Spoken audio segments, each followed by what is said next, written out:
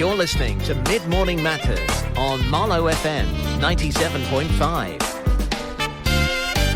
Good morning to my guests. Matt Lovett from apsFitness. How are you, sir? I'm good. How are you? Good morning. I'm very well indeed. So tell me a little bit about apsFitness. This is the company that you run with your partner, Ross, isn't it? Yeah, my business partner. Yeah, your business partner. Every time we've never quite known how to... your business partner, Ross. Introduce each other. Yeah, business partner, Ross. Yeah, we've been running it since 2011.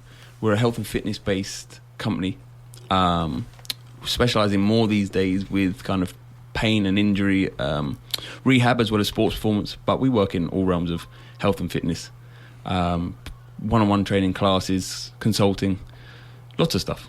Right, and you actually look at the whole spectrum of fitness and the whole spectrum of exercise, don't you? You don't concentrate on just one area. You don't just concentrate on cardio, don't concentrate on weight loss. You don't concentrate on flexibility and mobility. It's the whole range. Yeah, I mean, we're kind of fundamentally a movement-based company, so we look a lot at how the body moves and kind of exercise and stuff, but we complement that with nutrition and rest habits and stress management and lots of other bits and bobs. Great. One thing I want to talk to you today about is people who come to you with specific goals in mind, things they want to do, and their ability to stick to it, to if you like, to adhere to their particular plans, to do the things which achieve their overall goals. How do you find that with your clients? Do you find them that they have particular goals and there's some difficulty in them adhering to the tactics which will lead to them achieving their goals? Yeah, absolutely. I mean, it's kind of the make or break. With staying fit and healthy, you have to be consistent with these things. No one kind of did one amazing workout and ate one amazing salad and was fit and healthy forever. Consistency is key and king. So adhering to a healthy eating lifestyle, a lifestyle that kind of includes movement and resting and stuff is key. And so getting people to stick to it and regularly do things is almost the be all and end all of whether you can get them to reach their goal. Yeah, I read a study the other day talking about a number of different diets, both commercially available diets as well as just commonly understood diets. So things like Atkins were looked at, things like a keto diet or a paleo diet. Right. Also looking at just specifically a low sugar diet or specifically a low fat or low saturated fat diet. Looking at which of those is the most successful in terms of helping people to lose the body fat that they want to lose. And it turns out that they're all successful. They all work. But one of the problems is that most people don't give them time to work. So people will say, "Oh, I was on the keto diet and it didn't really work for me for some reason. I didn't make what I wanted to make from it. I didn't achieve the weight loss I needed, or I was following, the Atkins diet or any of the other commercial diets, and again, it didn't do for me what I wanted it to, and that's because of a low level of adherence to it.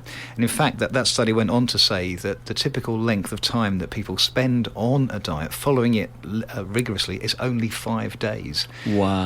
Which I think is pretty amazing. And the other thing that people do, I think, is that once they get onto a diet, if they are following it and it's a very strict diet, then obviously they need to have cheat days occasionally. They need to real life intervene. Far too many people will, having fallen off, if you like, the diet plan, will then remain staying off. They think, oh well, that's the end of that then. I've had a bad day, so that diet's never worked. Let's try it again in a few weeks' time or something. So are those the kind of attitudes you've seen and you've come across? Yeah. I think that 5 days. I'm still stuck on 5 days. It's amazing. Not even a whole week. Yeah. I do. I think that it's part of this want everything now attitude, and also I think one of the key things with adhering to a healthy program is the mindset going into it. So I think a lot of people see it as like I can do like a course of, say, antibiotics. I'll do it for a couple of weeks and then it will have the effect and I can forget about it. And that's not, unfortunately, the case. If your lifestyle has kind of made you unhealthy, and that could be, excessive body fat, back pain, whatever it is, then your lifestyle has to change. So going in with the mindset of, well, I'm going to do this for, 10 days, 20 days is never going to undo 5 years of unhealthy living. Yeah. So people do expect to correct several years of bad behaviour, bad in inverted commas, of behaviour they want to reverse with the results they want to change. People expect to make that change very rapidly. They don't expect it to apply anything like the number of years it might take. Yeah, and I think they also expect it to kind of be temporary.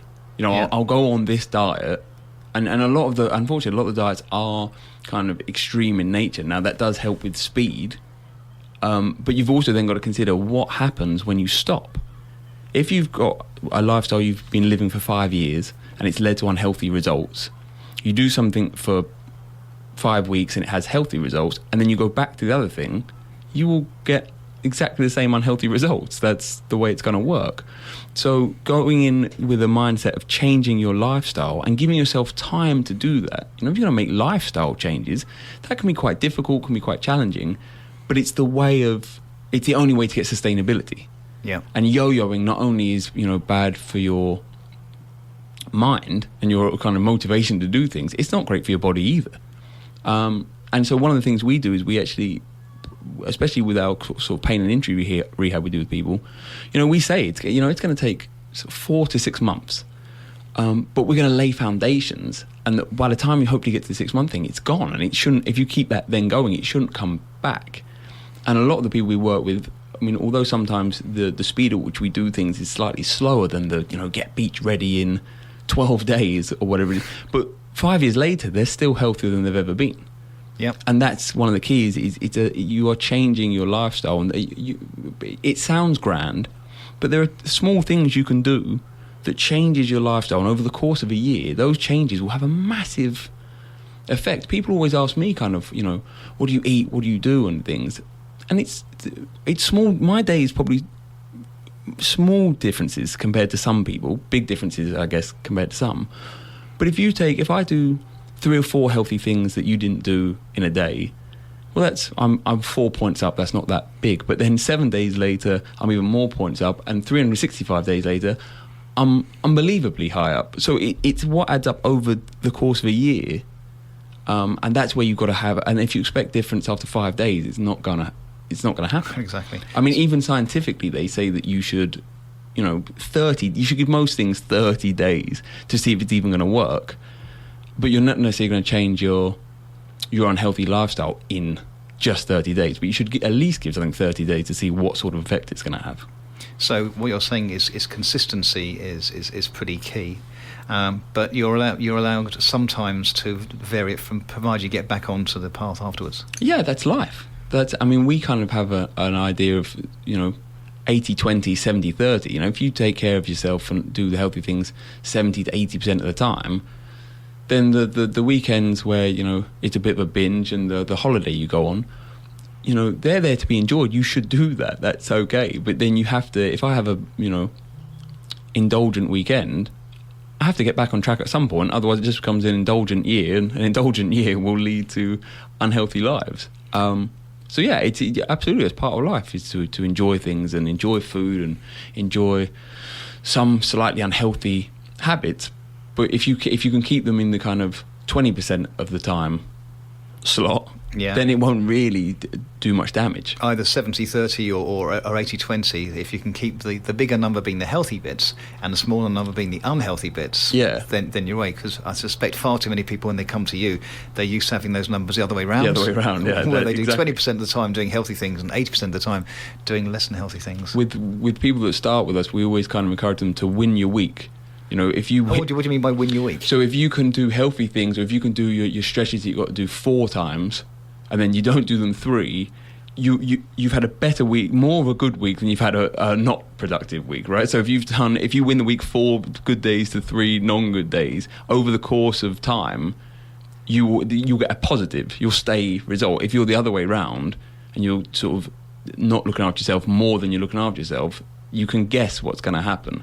Yeah. So to start with, if you can just get the idea of winning the week, and if you want faster results, then win it by a bigger margin. If you've got a sporting competition, or it's your job, then you want to win it 7-0 rather than 4-3.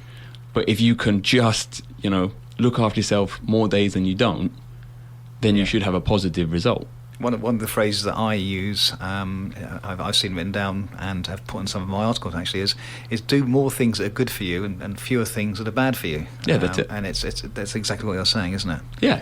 And the more consistently you can apply that, the more likely you are to see rapid results. Absolutely, you are a result of what you consistently do. You're just you're an average. So if you're carrying around extra body fat, then averagely you're probably eating slightly more than you need to. So swing it the other way. Make your average, and that's what we're talking about, this kind of extreme diets. That's not your average. Even if you do 1 month out of 12, amazingly, well, if you lose the other 11, you've lost 11-1 in a year, it's not going to do anything. So you've got to change your mindset, go into it that I'm going to be healthy more of this year than not. And to what extreme you do it depends on the size of the goal and how quick you want to go. But really, if you can just, on average, do more healthy things than none, you'll be a healthy person. Matt, we're talking about adherence to a plan that people decide to follow. We've talked about how good it is to do that idea, but how can people actually achieve that? Yeah, so it's all well and good sitting here and saying, devote yourself to a healthy lifestyle, do more good things than unhealthy. But yeah, how? I think one of the keys to when you're going to start, and we can kind of look at 3 different areas of health, but is to set yourself up so that you're likely to be successful. So if we take nutrition and diet as an example, I think a lot of people kind of wake up, think about it, hear a diet, all right, go, that's it, I'm on this diet. Mm-hmm. Well, can you put some things in place? Have you thought about what you might need to put in place to be successful? So if you're kind of, okay, I'm going to cut out processed food and sugar, and there's loads of biscuits sitting in your cupboard, you're now playing a game where you've got to know there are biscuits there and not eat them. Right. Secondly, if you've been living on kind of processed foods and fast foods and stuff, maybe, you've now got to cook dinner with what? So the first thing I would do is, okay, right, I'm going to try this diet, these are the foods I'm going to eat, these foods I'm not going to eat. Well, get rid of the foods you're not going to eat, because playing a battle of wills, even I'm not that good at that. If there's something lovely and tasty sitting there, it's right there, to go, no, I'll wait. That's hard work. Get rid of it. Don't have it there. So in other words, if you say you're going to start eating in a more healthy way, you've got a brand new regime you're going to follow, don't just say, right, I'm going to do that starting from now or starting from tomorrow. You need to prep lots of things first. You need to prep your environment, get rid of the tin of chocolate fingers, for example. Yep. Send them to my house. And to get rid of those, and you think to yourself, okay, now this is how I should it's set up, that my environment and my constraints as well. Yeah, if your fridge is full of healthy food, what are you going to eat? Yeah. Healthy food. And then the next thing, so you've got the food now, but then a lot of people go, well, what am I going to do with it? Well, the internet is teeming with great ideas. Find some healthy recipes that are exciting, look fun to you, and suit you. You can find things that you can be done in 15, 20 minutes. So if you've got a family, you haven't got time, there are recipes for that. So get yourself kind of excited about it. These are some of the things I'm going to cook. These are the foods I need. Chuck the foods out that you're not wanting anymore. Go get the good foods, and then you're better set up. You've got much more chance of making it past the 5 day. If you've got a 7-day plan of, okay, these are the dinners I'm going to do. I'm going to use the leftovers for lunch. These are the ingredients I need. They're in the fridge, and the sugary stuff there isn't any. I'm not saying you can't treat yourself, but you'd have to go and buy something, so it makes you a bit more kind of thoughtful about what you're doing. Then you're likely to at least make it 7 days, because you've got 7 days worth of plan. As you get to day number 5, go back to the shop, plan the next 7 days, and there you go. That will make life much easier. Something else to think about is, who you're sharing your living environment with. So if you decided to go on a diet, and the person that you live with isn't, and they're sitting there eating all the foods you wish you're eating, it's going to make life harder. Is it something that you can do together? Or you don't necessarily have to force it on everyone else, but you have to think about these things first. What are you going to do? So basically getting a support unit around your at home. So in other words, do you have to force your partner to be on the same diet that you're on, or is it just good for them to be able to advise you and be able to support you as you make those choices? Yeah, let them understand why you're doing it and stuff, so that they're not sitting there dangling French fries in your face, trying to get you to come on, indulge with me. You need support. It's hard to do so, and support yourself by your choices. So get the, right foods in and other things. We can look at movement and exercise. I'm going to start running 3 times a week. Great. How are you going to make time for that? When are you going to run? So look at your diary and work out. Most people are busy already, so kind of using up most of their energy, so you're going to have to take something out, do less of something to make room for the exercise. Otherwise, it's likely that you get to the end of the day and you're too tired and you don't do it. Don't do it for a few weeks and it just becomes a distant memory of something I was going to start. Is this something to do with setting priorities? Yeah, exactly. If you want to kind of do something that you haven't done, you're going to have to make it a priority and find time for it. And I think that, and also, you know, by making room for it, you're more likely to not burn out. If you're a busy, you know, working person with a family and stuff, and you try and add more in, you're likely just to get tired and burn out anyway. So make room for it. Find something that you're doing that's maybe not helping your goal, and replace it with the thing that is. Make some time for it. Also, think about prepping yourself. You know, if you want to go running, a lot of people stop at running because they start and then their knee hurts and their ankle and foot hurts and they stop. So is your body actually ready for what it is you're about to do? Is there some kind of exercise that we should do first to get ready for it, so that when we run, it's not just a barrel of aches and pains and problems and torturous? Are there other exercise options that you might prefer that might be more fun? Actually thinking, rather than just following what, you know, some magazine says or what next door neighbour's doing, what would suit you well? What kind of healthy diet? There are plenty of them, as you mentioned earlier. There are plenty of ways to exercise. What ones would work? What kind of time of day would it be a class? The more you can set that up, then the more likely you are to stick with it for at least 30 days. And if you stick with it for 30 days, you're more likely to get a good result out of it. And if you get a good result out of it, it's something that you might carry on forever. And that's the key then to being healthy long term. That's a very, very, very good words. It brings me back to thinking about what I did, because about 5 or 6 years ago now, I lost a fairly significant amount of weight. I lost 6 stone over a period of 2 years. And when I started doing that, I thought, God, this is going to be a tough old assignment. Trying to lose this weight. It was actually worked out on average to be £1 a week, which isn't that much, but £1 a week is actually 6 stone over 2 years. But when I started losing the weight, I thought, this is going to be tough. I'm going to have 2 years worth of misery, I thought.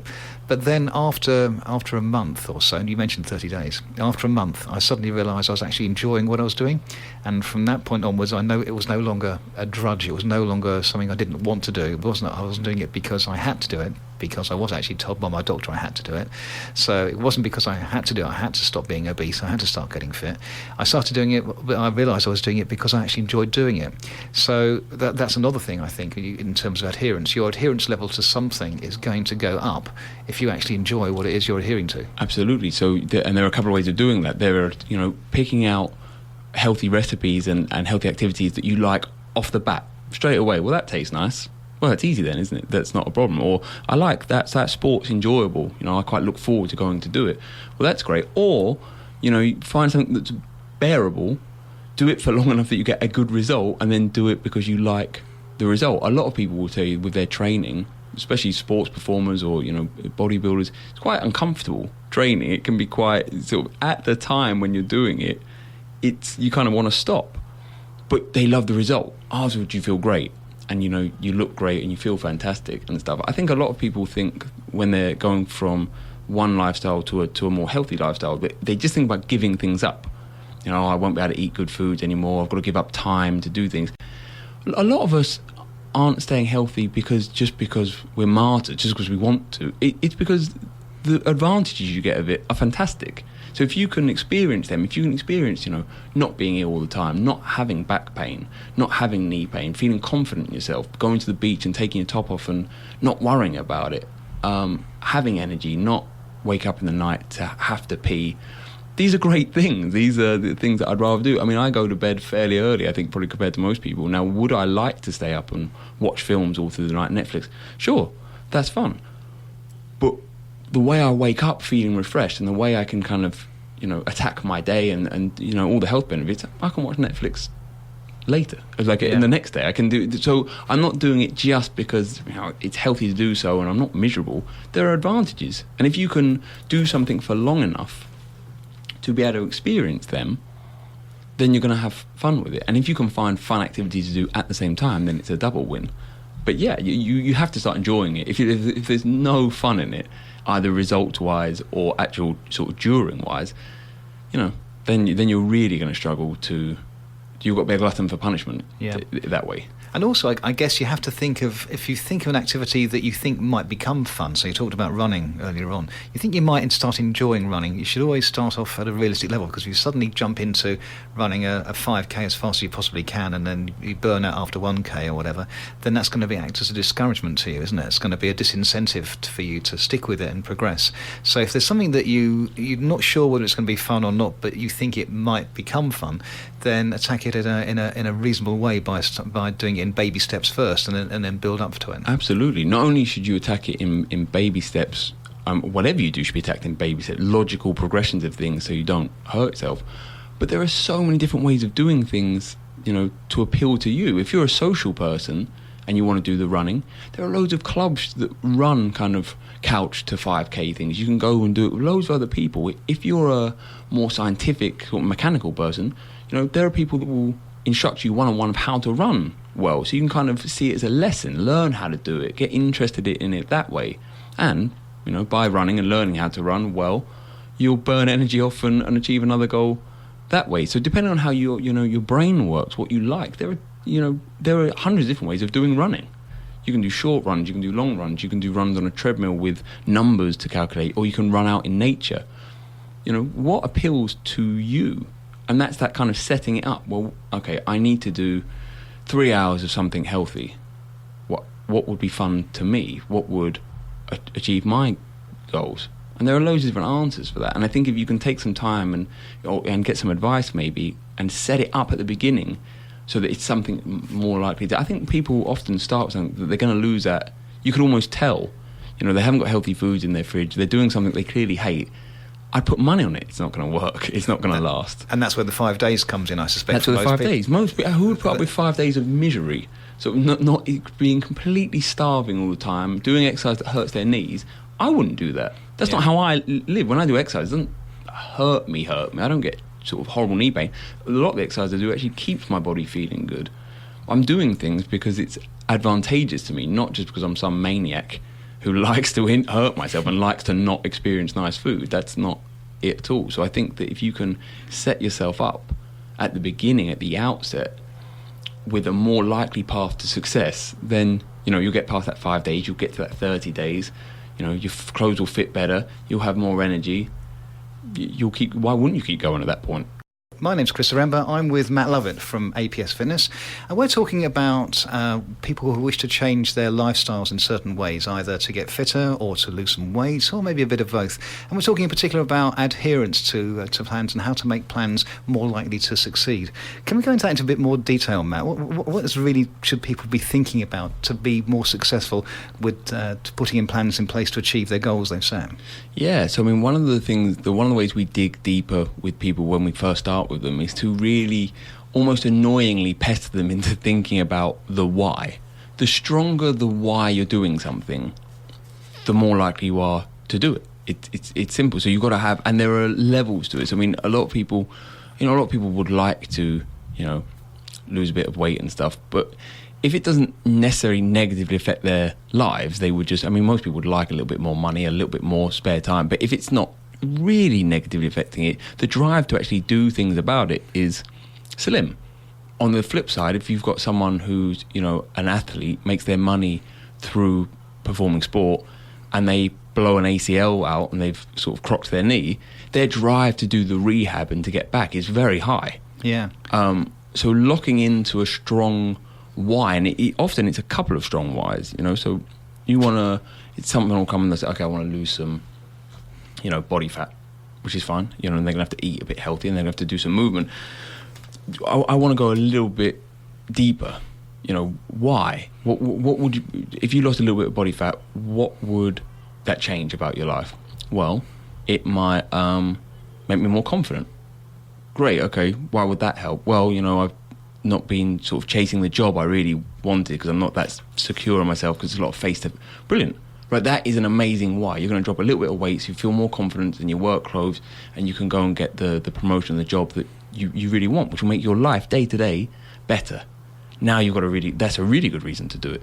Yeah. Would you say there's two kind of whys or two kinds of sets of motivation for doing it.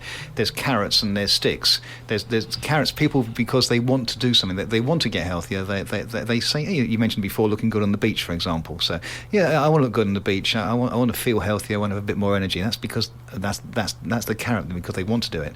There are other people, and I'm one of those, and I only got healthy and fit because I had the stick approach. My doctor took a stick to me and said, Chris, unless you get a little bit substantially more fit, substantially more healthy, you probably won't live to see the age of 60. This is what he said to me when I was 50. So that was a stick. That wasn't me wanting to get fit and healthy for my own purposes. That was me getting fit and healthy because my doctor told me I'd be dead if I wasn't. He didn't exactly say diet or die, but he wasn't far. He wasn't far. Do you want it with the tea or without? So it wasn't exactly that he said to me, but it wasn't far off. So I think it's obviously better if your motivation is of the carrot variety rather than being told by your doctor you better do it. I think it's better to have a carrot motivation, but I think that's almost the stick should be the minimum. I mean, there's some movement and there's some eating habits that you should put in place, almost like brushing your teeth. No one really brushes their teeth because they love brushing their teeth. You brush your teeth because you don't want them to fall out. Well, if you don't want your knees to ache, if you want to be able to get up off the floor when you're 70, 80 years old, there are certain things you need to keep doing. You need to use your muscles. You need to not punish your gut with horrible processed sugary foods for years and years and years. If you want to avoid heart disease and things, there are just things you need to do. And there's nothing wrong with that. If that's the minimum that people want to do and that's it, that's great, fine. Go off and spend time doing other things you love. If there are things then you want to do, then that would be more carrot, and that's great too. I think that the digging deeper also, though, helps the stick, because if you've got inherent kind of, I want to be around and healthy to interact with my grandchildren, well, then you have a reason now to be healthy. You don't want... That's not for being healthy now. That's for being healthy, in 20 or 30 years' time. You want to plan for that. Yeah, part of what changed my approach to health and fitness and, how I interact with clients, and the reason that we do a lot of pain management stuff now is that I was only really thinking about the present when I was 20 years old. At that point, I was just thinking about, being strong, building muscle and stuff, and I basically broke. My back was really sore. I couldn't put on my socks very well and stuff. And I didn't want that then, but I certainly don't want to do stuff now that's going to make me not be able to put my shoes on properly at the age of 80. Because I plan on staying around as long as I can. I actually have one of my goals is to live past 100. That's one of my goals. I want to be here as long as I can, and I also want to be doing the things I love at that point. Yeah, so quality of life rather than just quantity of years. And so now that governs my behaviour a little bit, because when I'm kind of pushing things and getting a bit sore, maybe a bit tired, I have a reason to back off. Don't injure yourself. Don't do yourself injustice, because I want to be able to perform and do things later in life. So if you can have a strong why, I want to be able to be kind of a role model, a fit and healthy and active person when I'm 70, 80, 90. Well, that can govern my behaviour a little bit now. Yeah. It's not that I'm not doing, it's not that I'm walking around wrapped in cotton wool till I make it. It's just that it governs some of my behaviour. And also I've got a reason to be healthy. I don't want heart disease when I'm older. I don't want those things. Now, you can't, 100% guarantee those things, but I can stack the odds in my favour. Yeah. And so if you can have a strong why, I want to be able to carry my grandchildren. I want to play tennis until the day I die. Then you've got reasons to do things. If you're just doing things because, Matt on the radio or Chris on the radio said so, 5 days and you're out. Yeah, that's where the 5 days comes back, yeah. So it sort of summarising all that into just a simple sentence, it's really thinking, how important is it to you? How important is this ability to get fitter that you want to do to get healthier? Is that more important to you than doing too much stuff that's contrary to that? We already said that you don't have to be an angel all the time. We've already said that you can slip into days which are suboptimal or cheat days. Absolutely, yeah, it's life. Yeah, and that, because if you try to set yourself up without such days, then you'll guarantee you'll fail. Yeah, and that 5 days will come back on it. And also, that's not what I don't want to get to 100 having not eaten the nice food and not experienced the late nights and not done the sports that were a bit dangerous. I don't want that either. So it's just balance, and it's whatever whatever sort of life you want to live, stack the odds in your favour of doing that. If you want to live a life where you're, slim and pain-free and able to do things, well, put some habits in your life that will lead you towards those things. That's it. And I think in terms of adhering, I think that if you can set yourself up, as we talked about, likely to succeed, if you can give yourself a support network, people around you, and you're supporting yourself, so you're putting things in place where you're likely to succeed rather than fail, and you give yourself some time, give yourself a chance to do this. People are so mean to themselves. They get up this goal, I want to do it and I want to do it now. Give yourself a break. So support, set yourself up well and give yourself a chance to do these things, and then you're more likely to get past the 5 days to the 30 days, get a good result, and keep doing it forever. Get to that magic moment where it starts becoming enjoyable, because if that never happens, it's never going to succeed. Yeah, find a reason that you love to do it, or something that you love doing, or ideally both. Yeah. Certainly when I did my fitness conversion, if I can call it that, I found after 30 days I found that I started to enjoy it, and it was no longer a tedious thing for me to do, as I mentioned before. But if people need to look for that magic moment, because if 30 days is far too long to try and persuade yourself doing something that you're not actually enjoying, that's making your life a tedious stretch. Yeah, there's so many ways of doing this stuff. Find the way that suits you best and achieve the things you want to do. And if it's not fun, then don't do it. Find something else that's fun. Yeah. That's excellent. So in terms of what I did, I found running was something that I could take easily, and then I discovered the park run. So I went to start doing park running with my wife, and a lot of people get into running that way, and that's one suggestion of doing it. Perfect. Yeah, there's hundreds of ways of doing hundreds of different activities. Not everyone runs in the same way, and not everyone does football in the same way. There's 5-a-side, 11-a-side. There's all kinds of things. Find the thing that suits your goal and suits you as a person. Go do that. Matt, some great tips from you today. Thank you very much for the conversation. Thank you for having me. I've really enjoyed it. So we've been listening to me, Chris Saremba, and my guest this morning is Matt Lovett from apsFitness. You're listening to Mid Morning Matters on MarlowFM 97.5.